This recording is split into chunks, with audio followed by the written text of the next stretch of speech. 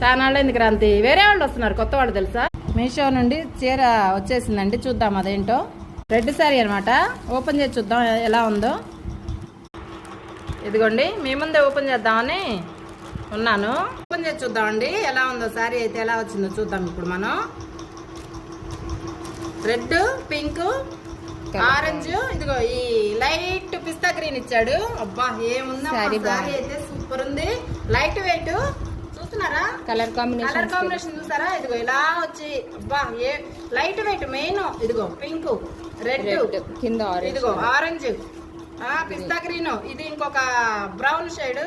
ఇలా అయితే వచ్చిందనమాట. వైట్ గీతలు అసలు మామూలుగా లేదు శారీ అయితే. కొంగు చూద్దామండి ఎలా వచ్చిందో. చూసారా కొంగు అయితే అబ్బా వావ్ బ్యూటిఫుల్.